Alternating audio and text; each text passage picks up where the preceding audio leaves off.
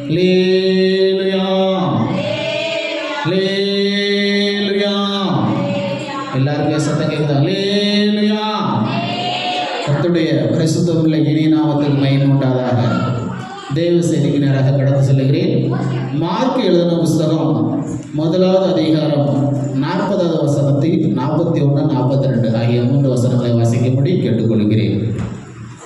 Mark எழுதின புஸ்தகம் 1ஆம் அதிகாரம் 40வது வசனம். இயேசு மனதுருகி கையை நீட்டி அவரை தொட்டு, எனக்கு சித்தம் உண்டு, சுத்தமாக என்றார். இப்படி அவர் சொன்ன உடனே குஷ்டரோகம் அவனை விட்டு நீங்கிற்று. அவன் சுத்தமானான். அப்போது அவர் அவனை நோக்கி, நீ இதை ஒருவருக்கும் சொல்லாதபடிக்கு எச்சரிக்கையாயிரு. மார்க்கு 1ஆம் அதிகாரம் 40வது வசனம். அப்பொழுது குஷ்டரோகி ஒருவன் அவரிடத்துல வந்து அவர் முன்பாக முழங்கால் இயேசு கிறிஸ்துவுக்கு முன்பாக அவன் என்ன செய்தான்? முழங்கால் படியிட்டான். கிறிஸ்தவ சமுதாயத்துல அந்த காலத்துல இருந்து இந்த காலம் வரைக்கும் எல்லாரும் என்ன செய்வாங்க? சர்ச்சுக்கு போனா முழங்கால் படியிட்டு பிரேயர் பண்ணுவாங்க. என்ன செய்வாங்க? முழங்கால் படியிட்டு பிரேயர். அது ஏன், எதற்காக? அதை நான் உங்களுடைய மத்தியில் விளக்கி காட்ட வாஞ்சிக்கிறேன். அல்லேலூயா சொல்லுங்க. அல்லேலூயா. கிறிஸ்துவ சமுதாயத்துல இவங்க ஏதோ ஒரு கடமைக்கு சடங்காச்சாரத்துக்கு போயிட்டு வருகிறார்கள் என்று சொல்லி நீங்கள் நினைக்க கூடாது. கிறிஸ்தவம் என்பது ஒரு தேவ சமூகத்தை அனுபவிக்கக்கூடிய ஒரு தேவ காரியங்கள். அந்த தேவ காரியத்தை நாம் எப்படி செய்யும் போது எப்படி நம்முடைய வாழ்க்கையில ஆசீர்வாதங்கள் உண்டாகிறது என்று சொல்லி நாம் புரிந்து கொள்ள வேண்டும். அல்லேலூயா. அப்போ சர்ச்சுக்கு வந்து நீங்கள் முழங்கால் படியிட்டு பிரேயர் பண்றது மூலமாக, ஜெபிப்பதன் மூலமாக உங்க குடும்பத்துல உங்க வாழ்க்கையில ஒரு மாற்றம் உண்டாகும். என்ன உண்டாகும்?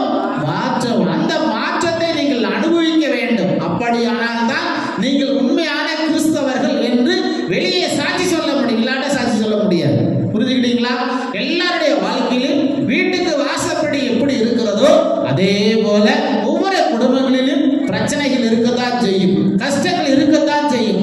ஆனால் அதை விடுதலை பெறுவதற்கு ஒரு இடம் உண்டு. அந்த இடம் என்னது? தேவ சமூகம். அதுதான் என்னது? சர்ச்சு. அது என்னது? ஆலயம். இந்த தேவனுடைய ஆலயத்துக்கு வந்து நீங்கள் கண்களை மூடி முழங்கால் படியிட்டு உண்மையாக நீங்கள் ஜெபிக்கும் போது இந்த இடத்துல ஜெபிக்கக்கூடிய ஒவ்வொரு ஜெபங்களுக்கும் வேண்டுதலுக்கும் விண்ணப்பத்துக்கும் ஆண்டவராக இயேசு கிறிஸ்து உங்களுக்கு பதில் கொடுப்பது 100க்கு 100 நிச்சயம். அல்லேலூயா. இதை விசுவாசிக்கிறீங்களா? அல்லேலூயா. நீங்க நம்பினால் உங்களுக்கு ஆசீர்வாதம். நம்பாவிட்டால் எப்படி ஆண்டவர் ஆசீர்வதிப்பா? யோசிச்சு பாருங்க. நீங்க கூட யோசிப்பீங்க. நான் ஒரு முறை பீச்சுக்கு போயிருந்தேன். எங்க உடுப்பில் ஒரு பீச்சுக்கு போயிருக்கிறப்போ நிறைய பேர் என்ன செஞ்சாங்கன்னா அந்த மணல்ல முழங்கால் படிட்டு இருந்தாங்க. இது ஏன் அப்படின்னு கிறிஸ்தவங்களா அப்படி நினைச்சு போனா அதுக்கு இல்லை. அவங்க என்ன செஞ்சாங்கன்னா இப்படி முழங்கால் படிட்டு அந்த ஸ்பைனல் கார்டு இருக்குல்ல, இதுல இருக்கிற பெயின் குறையும், முதுகு தண்டுவடத்துல இருக்கிற அந்த வலி குறையும். எதுக்காக? சாயங்காலம் பெரிய பெரிய பணக்காரங்க பீச்சில் போய் முழங்கால் படிட்டு இருக்காங்க. நான் போய் பார்த்தா கிறிஸ்தவங்க நினைச்சேன். கிறிஸ்தவங்க இல்லை, அவங்கெல்லாம் தேவனை அறியாத ஜனங்க. அப்போ நீங்கள் கிறிஸ்தவர்களாக இருந்து ஏன் முழங்கால் படிக்கிற அந்த அர்த்தம் புரியல? ஏன் புரியல? யோசிச்சு பாருங்க. அப்போ நீங்கள் முழங்கால் படியிட்டு ஜெபிக்கும் போது தேவனுடைய அன்பையும் தேவனுடைய ஆசீர்வாதத்தை நீங்க உணர்ந்து கொள்வீர்கள். இதுக்கு உண்மையிலே ஆதாரம் தான் இயேசு கிறிஸ்து வாழ்ந்த நாட்களில் நடந்த சம்பவத்தை இப்பொழுது நாம் வாசிக்க கேட்டோம். மறுபடியும் அந்த வசனத்தை வாசிங்க. இது பொய் இல்லை, இது 100க்கு 100 உண்மை. இயேசு கிறிஸ்து உயிரோட இருந்த நாட்கள்ல அவர் வாழ்க்கையில நடந்த ஒரு சம்பவத்தை தான் பைபிள் எழுதப்பட்டு இருக்கிறது. அதை தான் மார்க் எழுதின புஸ்தகம் 1ஆம் அதிகாரம் 40வது வசனத்தை நான் வாசிக்கிறேன். அப்பொழுது குஷ்டரோகி ஒருவன் இயேசு கிறிஸ்துவிடம் வந்து இயேசு கிறிஸ்துவுக்கு முன்பாக முழங்கால் படியிட்டான். யார் அவன்? ஒரு வியாதி உள்ள ஒரு மனிதன். உனக்கு ஒரு வியாதி வந்தால் நீ ஏன் தேவ சமூகத்துல வந்து முழங்கால் படியிட்டு ஜெபிக்கிறது இல்லை? அப்போ இயேசு கிறிஸ்து உயிரோட இருந்த நாட்கள்ல ஒரு குஷ்டரோகி. அந்த காலங்களில் குஷ்டரோகத்தை போக்குறதுக்கு மருந்து இல்லை. என்ன கிடையாது? மருந்து இல்லை, மாத்திரை இல்லை. அந்த காலங்களில் கடவுளே அப்படின்னு. இந்த கடவுளே அப்படின்னு போட்டாங்க, இயேசுவே அப்படின்னு போனாங்க. அப்போ இயேசுநாதர் பாதபடிக்கு போனபடினால தான் அந்த இடத்துல என்ன உண்டாயிற்று? சௌக்கியம் உண்டாயிற்று, சுகம் உண்டாயிற்று. அவன் இயேசுவிட வந்து அவன் கேட்கிறான், முழங்கால் படியிட்டு ஜெபிக்கிறான். என்ன செய்யறான்? முழங்கால் படியிட்டு அவன் பிரேயர் பண்ணான். ஐயா, எனக்கு இது போல குஷ்டரோகம் இருக்கு, எனக்கு இது போல ஒரு வியாதி இருக்கு, இந்த வியாதியை நீக்குவதற்கு உமக்கு மனசு இருக்கா, உமக்கு விருப்பம் இருக்கா, உமக்கு சித்தம் இருக்கா, என்ன சுகமாக்கும் ஐயா அப்படின்னு இயேசுவிட்ட கேட்கிறான். அப்படின்னு யார்கிட்ட வந்து? இயேசுவிட கேட்கிறான். அல்லேலூயா, சத்தமா சொல்லுங்க அல்லேலூயா. அப்போ நீங்களும் உங்க வாழ்க்கையில் இருக்கிற வியாதிக்கு இயேசுவிட வந்து நீங்கள் ஜெபித்தீர்களானால் நிச்சயம் என்ன உண்டு? சுகம் உண்டு. நிச்சயம் என்ன உண்டு? சுகம் உண்டு. அதான் ஒரு பக்தன் பாடுகிறார், கிறிஸ்தவனை டிஸ்டர்ப் பண்ணாத, கிறிஸ்தவனை டிஸ்டர்ப் பண்ணாத. அவன் முட்டி போட்டு ஜெபிச்சானா நீ என்ன செஞ்சிருவ? முதுக காட்டி ஓடிடுவ. அப்போ கிறிஸ்தவனை டிஸ்டர்ப் பண்ணாத, அவன் முட்டி போட்டு ஜெபிச்சானா நீ முதுக காட்டி ஓடிடுவ. அல்லேலூயா, அல்லேலூயா. கிறிஸ்தவனை டிஸ்டர்ப் பண்ணாத, அவன் முழங்கால் போட்டு ஜெபிச்சானா நீ என்ன செஞ்சிருவ? முதுக காட்டி ஓடிடுவ. அல்லேலூயா, கர்த்தருடைய நாமத்துக்கு மகிமை உண்டாகட்டும். இப்படித்தான் அந்த இடத்துல தேவன் சுகத்தை கட்டளையிட்டார். அதே போல உங்களுடைய வாழ்க்கையில் ஒரு சுகம் வேண்டுமானால், சௌக்கியம் வேண்டுமானால், ஆரோக்கியம் வேண்டுமானால் சர்ச்சில் வந்து நீங்க என்ன செய்யணும்? முழங்கால் படிட்டு ஜெபித்தீர்களானால் நிச்சயம் உங்களுக்கு ஒரு விடுதலை உண்டு, ஒரு ஆசீர்வாதம் உண்டு. என்ன இடத்துல கூட ஒரு அம்மா 7ஆம் கிளாஸ் படிக்கிற ஒரு சின்ன குழந்தைய இடுப்புல தூக்கிட்டு வந்தாங்க. ஏன் அதுக்கு அப்படின்னா, இந்த தொடரில் ஏதோ ஆப்ரேஷன் பண்ணணும், நாளைக்கு 60,000 கெட்டுங்க, உடனே ஆப்ரேஷன் பண்ண சொன்னது யாரு? டாக்டர். இந்த அம்மா இடுப்புல தூக்கினா அந்த சின்ன குழந்தை ஸ்கூலுக்கு போக முடியாம அழுதுகிட்டு. அப்போ நாங்க என்ன செஞ்சோம்? ஒண்ணும் பண்ணல, தேங்காய் இருக்குல்ல, அதை பிரேயர் பண்ணி எந்த இடத்துல வலிக்குதோ அதை என்ன செய்யுங்க? இயேசு ரத்த ஜெயம், ஸ்தோத்திரம், இயேசுவே சுகந்தாரம் அப்படின்னு சொல்லி அதை தடவை வச்சோம். இந்த அம்மா என்ன செஞ்சிருக்கு? நாளைக்கு ஆபரேஷன், 60,000 கட்ட பணம் இல்ல. இந்த அம்மாவுக்கு தெரிஞ்சது என்னது? ஒரே ஒரு எண்ணெய், தேங்காய் எண்ணெய். நாங்க கொடுத்தது சாதாரண தேங்காய் தான், பிரேயர் பண்ணி கொடுத்த எண்ணெய். அந்த எண்ணெய் என்ன செஞ்சாங்க? அந்த தொடையில போட்டு சோத்திரம் சோத்திரம், ஏசப்பா சுகந்தாங்க, ஏசப்பா சுகந்தாங்கன்னு சொன்னா மறுநாள் அந்த பிள்ளை நடந்துருச்சு. மறுநாள் அந்த பிள்ளை நடந்துருச்சு. அதுல என்னது? நரம்புலையோ ஏதோ சதையிலோ சின்ன ஒரு பிரச்சனை.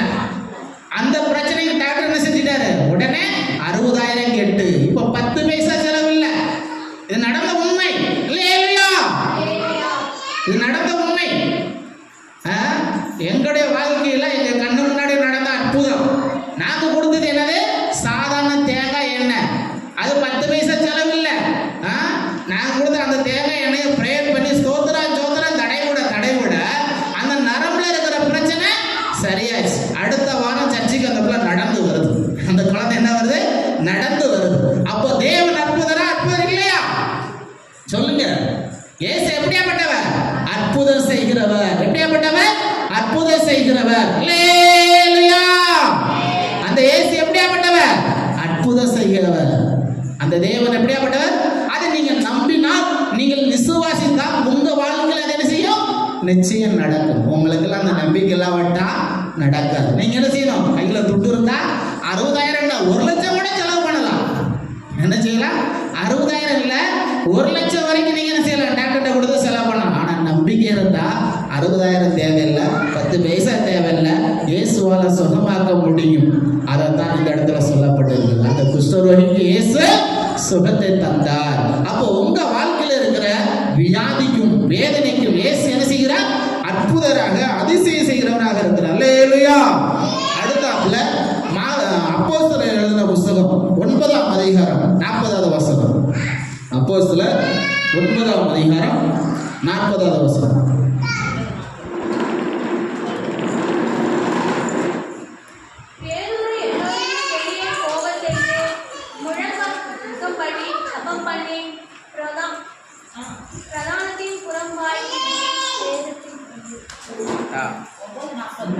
ஒன்பதாம் அதிகாரம் 40வது வசனம்.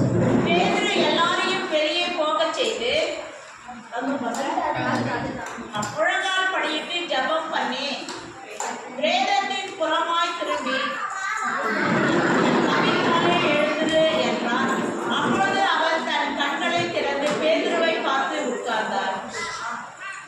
மறுபடியும் வாசிங்க. பேதுரு எல்லாரையும் வெளியே போக செய்து முழங்கால் படியிட்டு ஜெபம் பண்ணி. இது பேதுரு காலத்துல நடந்ததான ஒரு சம்பவம். யாரு காலத்துல நடந்ததான சம்பவம்? பேதுரு காலத்துல நடந்ததான சம்பவம். அப்போஸ்தலர் 9ஆம் அதிகாரம் 40வது வசனத்துல வாசிக்கும் போது பேதுரு எல்லாரையும் வெளியே போக சொல்லி முழங்கால் படியிட்டு ஜெபம் பண்ணி வேதத்தின் புறமாய் திரும்பி தபித்தாளே எழுந்தது என்றார். அப்பொழுது அவன் தன் கண்களை திறந்து பேதுருவை பார்த்து உட்கார்ந்தார்.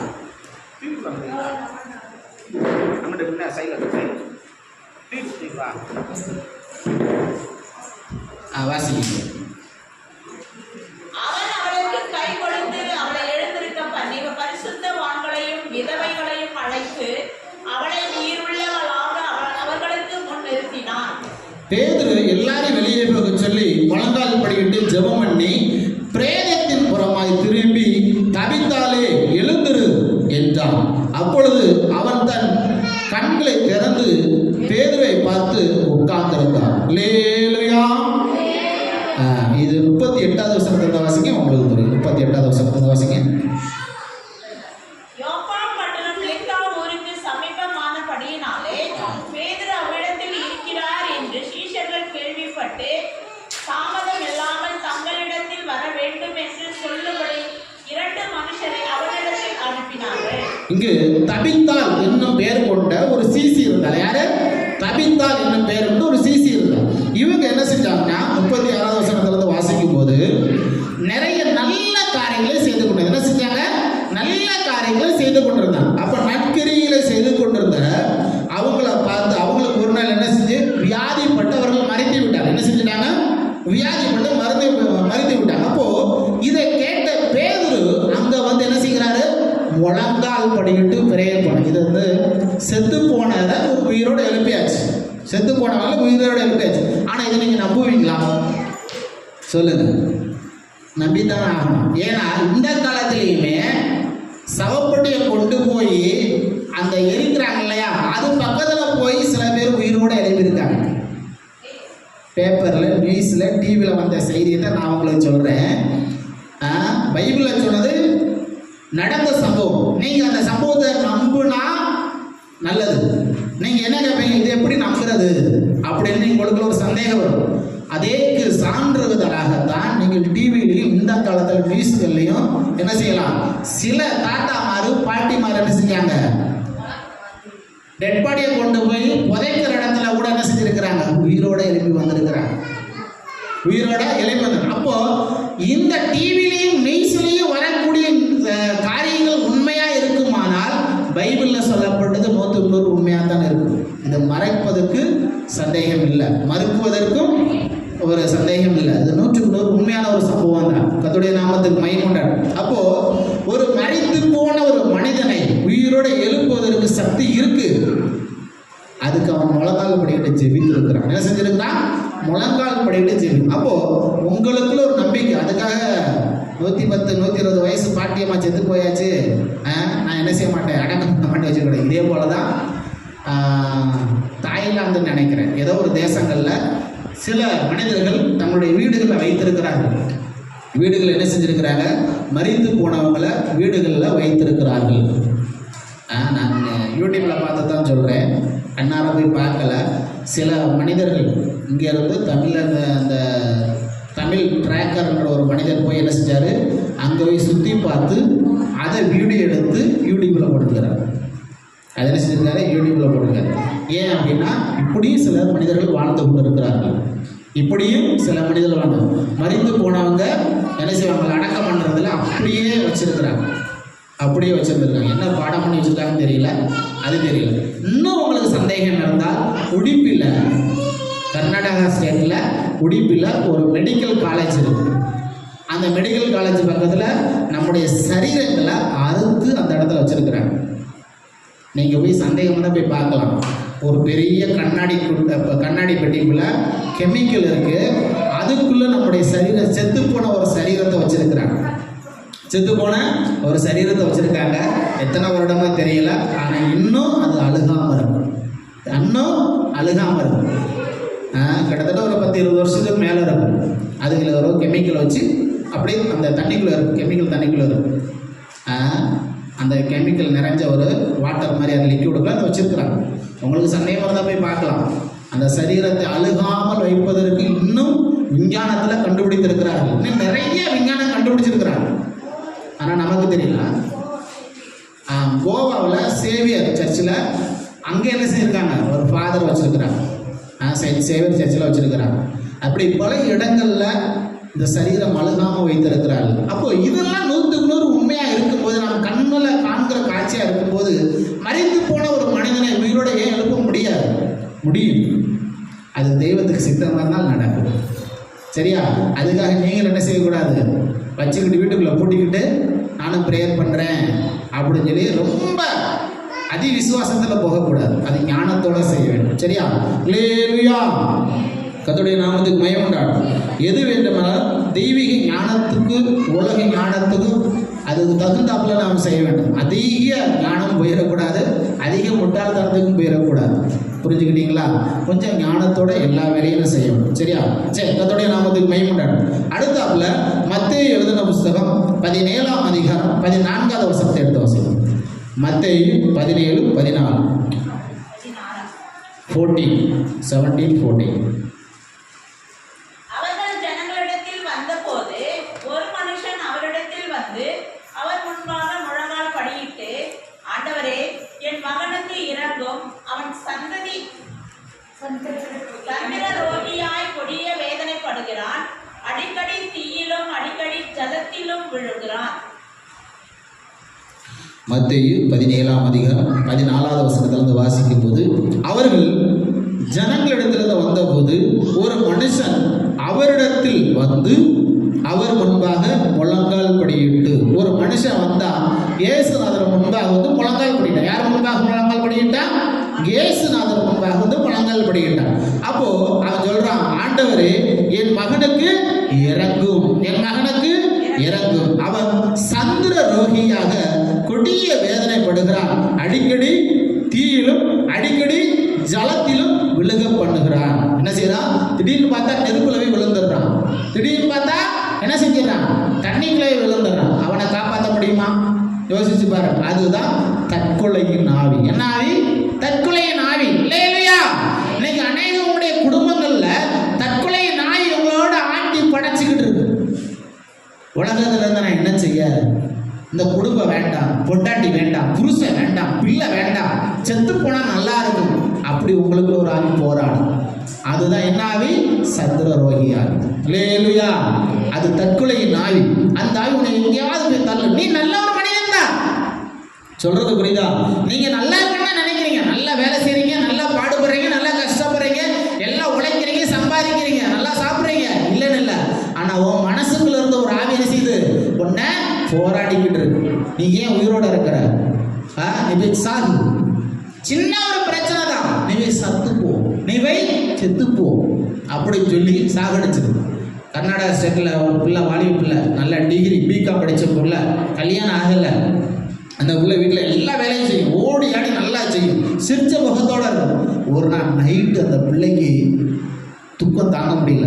என்ன டென்ஷனோ என்ன பிரச்சனை தெரியல, இரவு முழுவதும் தூக்கம் இல்லை. காலையில் 6 மணிக்கு அவங்க அப்பா பல்லு விளக்கிட்டு இருக்காரு. வீட்டுக்குள்ள டம்முன்னு சத்தம் கேட்டு என்னன்னு பார்த்து கதவை தட்டி இருக்கிறார். அந்த பொண்ணு இருந்த ரூமுக்குள்ள, ஏமா கதவை தர அப்படின்னு சொல்லிட்டு அவர் போயிட்டார். அப்புறம் 1/2 மணி நேரம் கழிச்சு இன்னும் கதவை திறக்கல. என்னன்னு பார்த்தா கதவை உடச்சிட்டு பார்த்தா மேலே நினைச்சிட்டு தூங்கிட்டு யாரு? 24 வயசு வாலிப பிள்ளை. அதுக்கு என்ன கஷ்டம்? அவன் அப்பா அந்த நாள் வரைக்கும் சொன்னது, என் பிள்ளைய ஒரு கஷ்டத்தையும் பார்க்கல, ரொம்ப சந்தோஷமா தாயா வளர்த்தேன். என்ன செஞ்சேன்? சந்தோஷமா தான் வளர்த்தேன். ஓடி ஆடி சிரிச்சு எல்லாத்தையும் கலகலகலகலன்னு பேசிக்கிருக்கோம். ஆனா இப்ப என்ன செஞ்சிருச்சு?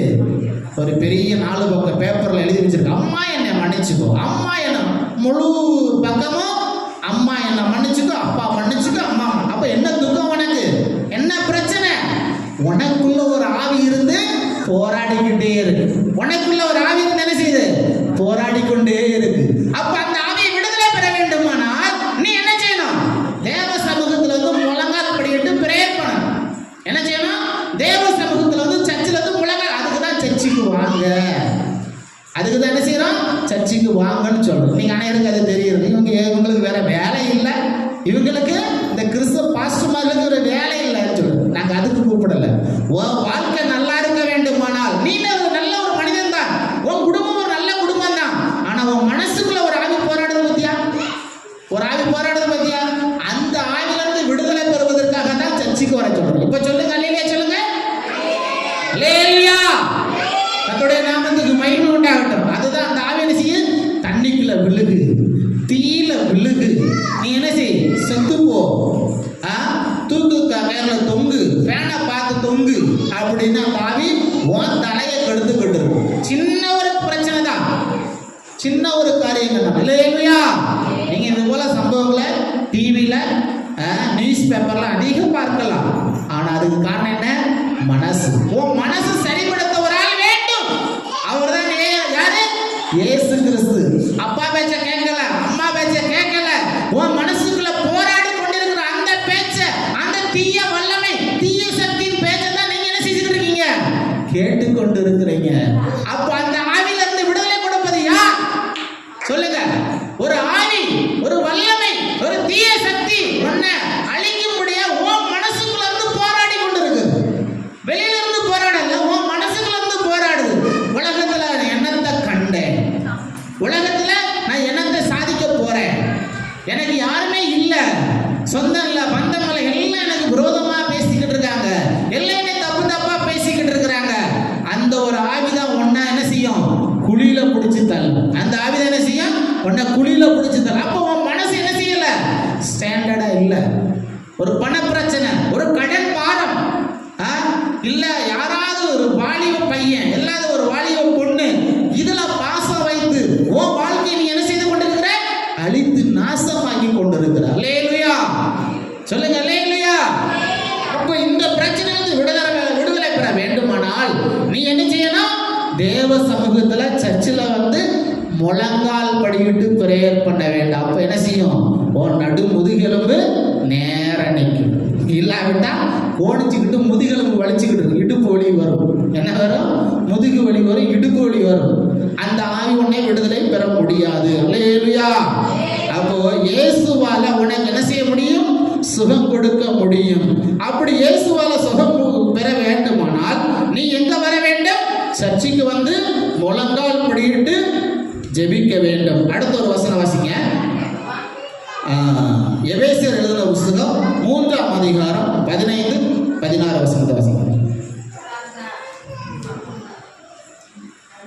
நம்முடைய கர்த்தராகிய இயேசு கிறிஸ்துவினுடைய பிதாவை நோக்கி நம் முழங்கால் படியிட்டு நீங்கள் அவருடைய ஆவியினாலே உள்ளான மனுஷனை வல்லமையாய் பலப்படவும் விசுவாசத்தினாலே கிறிஸ்து உங்கள் இருதயங்களில் வாசமாய் இருக்கவும் நீங்கள் அன்பிலே வேரூன்றி நிலை பெற்றவர்களாகி. எபேசியர் 3ஆம் அதிகாரம் 15-16 வசனங்களை வாசிக்கும் போது தெளிவா சொல்லப்பட்டிருக்கு. நம்முடைய கர்த்தராய் இருக்கிற இயேசு கிறிஸ்துவுடைய பிதாவை நோக்கி நீங்க என்ன செய்யணும்? முழங்கால் படியணும். இது வந்து இயேசு உயிரோட இருந்ததால இயேசுக்கு மறிச்சு அவர் எழுப்பப்பட்டதுக்கு அப்புறம் எபேசு சபையில் நடந்த ஒரு சம்பவம். சரியா? அங்க சொல்லக்கூடிய வார்த்தை என்ன? எபேசியருக்கு அவர் என்ன சொல்லுகிறார்? நீங்கள் இயேசு கிறிஸ்துவுக்கு முன்பாக முழங்கால் படியிட்டு நீங்கள் அவருடைய ஆவியினாலே உள்ளான மனுஷனால வல்லமையாய் மனசு பலப்பட வேண்டும். மனசு என்ன செய்யணும்? பலப்பட. அதுக்கு தான் தெய்வீக சக்தியை கேட்கிறோம். எந்த சக்தி? தெய்வீக சக்தி. இந்த தெய்வீக சக்தி உனக்குள்ள இருக்குமானால், பரிசுத்த ஆவி உனக்குள்ள இருக்குமானால், தெய்வீக பலன் உனக்கு உண்டாகும். அப்படி உண்டாகுமானால் உன் குடும்பத்துல, உன் வாழ்க்கையில, உன் சொந்த பந்தங்கள் மத்தியில, உன்னுடைய ஃப்ரெண்ட்ஸ்கள் மத்தியில வரக்கூடிய எந்த பிரச்சனையா இருந்தாலும் அவைகளை ஜெயிப்பதற்கு உள்ளான மனிதன்ல ஒரு பலன் உண்டாகும். என்ன உண்டாகும்? பலன் உண்டாகும். அல்லேலூயா. வெளியில நீ பாக்குறீங்க, நான் நல்லா போல்டா பேசுறேன், ரைட், ஆளை பார்த்து நல்லா ஹைட் விட்டா இருக்குன்னு வச்சுக்கொள்ளுங்க, நல்லா ஜிம்பாடி தான், நல்லா ஆளு நல்லா இருக்கிறேன், நல்ல ஆரோக்கியத்தோட இருக்கு. ஆனா மனசு என்ன செய்யுது? பலவீனப்பட்டு போன என்ன செய்ய முடியும்? வாழ்க்கை அழிஞ்சிடும். ஒரே ஒரு வார்த்தை, ஒரே ஒரு வார்த்தை. நாங்கள் ஒரு சர்ச்சில் இருக்கும்போது மலர் ஹாஸ்பிட்டல், சென்னையில் அடையாளம் இருக்க மலர் ஹாஸ்பிட்டல்ல இருந்து ஒரு டாக்டர் சொன்ன ஒரு சாட்சி, சர்ச்சில் வந்து சொன்ன ஒரு சாட்சி. ஒரு வாலிப பிள்ளைக்கு ட்ரீட்மெண்ட் எடுத்திருக்கிறார். என்ன வியாதிக்கு மருந்து பதிலாக சரியாகல. எவ்வளோ மருந்து போட்டு பார்த்தாச்சு. நோ, எல்லா மெடிக்கல் கூட எல்லாம் ஓகே எல்லாம் குட்டு கண்டிஷன் குட்டா இருக்கு. உச்சத்திலிருந்து உள்ளாங்கல் வரைக்கும் என்ன செய்யுது, கண்டிஷன் கரெக்டா இருக்கு. டாக்டர் ரிப்போர்ட் எல்லாம் சூப்பர். ஆனா பிள்ளைக்கு என்ன இல்லை, ஸ்டெடி மைண்ட் இல்லை. எதை பார்த்தாலும் பயம், எதை பார்த்தாலும் பயம், பயந்து சாகுற அந்த குழந்தை. அப்போ என்னன்னு ஆராய்ச்சி பண்ணி பார்த்தா, காலேஜ் சேர்ந்த புதுசில் அந்த பிள்ளை பணக்கார வீட்டு பிள்ளை இல்லையா, காலேஜில் சேர்ந்த உடனே இந்த இடத்துல என்ன வந்துருக்கு, சின்ன பரு மாதிரியா வந்துருக்கு, கட்டி வந்துருக்கு. இந்த கட்டிக்கு யாரோ ஒரு வாலிய பையன் கேலி பண்ணி கிண்டல் பண்ணியிருக்கான். என்ன செஞ்சிருக்கான், பிள்ளைங்க என்ன செஞ்சிருக்கான், கேலி பண்ணி கிண்டல் பண்ண. அந்த ஒரு சின்ன ஒரு வார்த்தை அந்த மனசை என்ன செஞ்சிருச்சு, துக்கப்படுத்தி அந்த மனநிலை கெட்டு போகிற அளவுக்கு அந்த வாலிய பிள்ளை என்ன செஞ்சிருச்சு, மாற்றி விட்டது. அந்த குழந்தையுடைய மனது கெட்டு போயிடுச்சு. அந்த குழந்தையுடைய மனது ஒரு மாதிரி பயம், யாரை பார்த்தாலும் பயம். ஏன்னா அழகு போய்விட்டதே, அழகு போயிருச்சு. அந்த அழகு போன உடனே மனசு ஒரு பைத்தியம் பிடிச்சது போல ஆயிடுச்சு. அப்போ நல்லா யோசிச்சு பாருங்க, உள்ளான மனிதனை யார் உன்னை பத்தி தப்பா பேசினாலும், குறையா பேசினாலும், நிறைய பேசினாலும் நீ என்ன செய்யணும், அதை தாங்கக்கூடிய அளவுக்கு உனக்கு என்ன உண்டாக வேண்டும், மனசுக்குள்ள சக்தி உண்டாக வேண்டும். என்ன செய்யணும், சக்தி உண்டாகும். அந்த மனசுக்குள்ள ஒரு சக்தி இருக்குது பார்த்தீங்களா, அதுதான் உள்ளான மனிதன்ல பலப்படக்கூடிய ஒரு அனுபவம். அல்லேலூயா. உங்க உள்ளான மனிதன்ல ஒரு பலன் உண்டாகணும். அதுக்கு வேண்டுமானால் நீங்க என்ன செய்யணும், சர்ச்சில் வந்து முழங்கால் படியிட்டு ஜெபிக்க வேண்டும். என்ன செய்யணும், முழங்கால் படியிட்டு ஜெபிக்க வேண்டும். அல்லேலூயா. நீங்கள் அப்படி ஜெபிக்கும் போது தேவனுடைய ஆசீர்வாதங்களை நீங்கள் பெற்றுக்கொள்வீர்கள். சரி, அடுத்தாப்புல ஒரே ஒரு 2 வசனம் வாசிங்க, நான் முடிச்சிடுறேன். எஸ்ரா எழுதின புஸ்தகம் 9ஆம் அதிகாரம் 5வது வசனம். எஸ்ரா 9:5.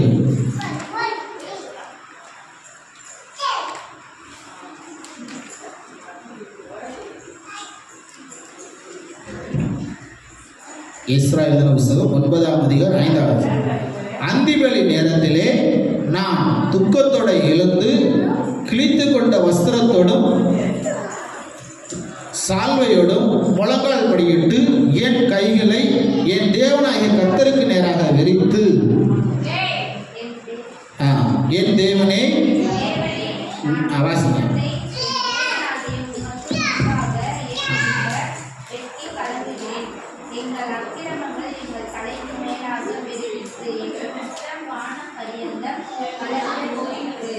எங்கள் குற்றம் என்ன செய்து வானம் வரைக்கும் போயிட்டு சொல்லி சொல்லுங்க. சரியா?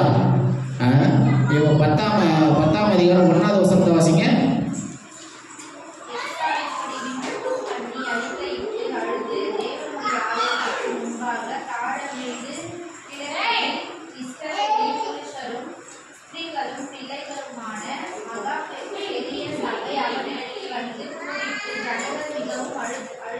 எஸ்ரா அந்திபலி செலுத்தி நேரத்துல வஸ்திரத்தை கிழித்து கொண்டு என்ன செய்யறாரு, சால்வையோடு முழங்கால் படியிட்டு பிரேயர் என்ன செய்யறாரு, முழங்கால் படியிட்டு பிரேயர் பண்ணுகிறார். அல்லேலூயா.